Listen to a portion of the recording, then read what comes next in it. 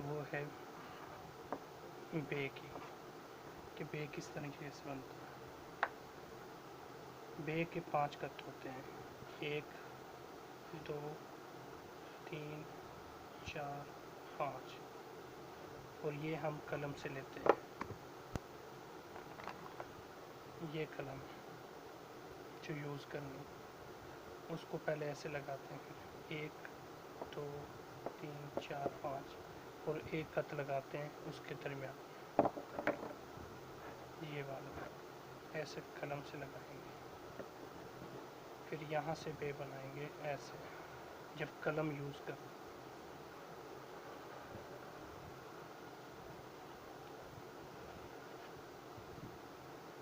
फिर जितनी कलम की मोटाई है उतना ही बे को बनाना है।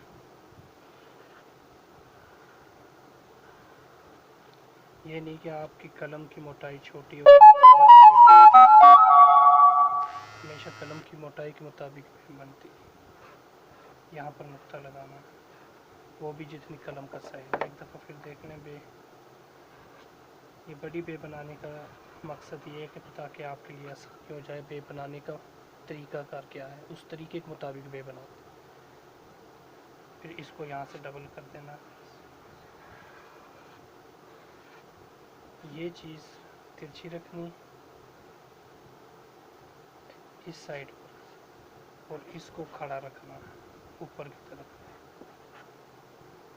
ये इस तरफ हो और ये ऐसे सामने। ये हमारी बे कंप्लीट है।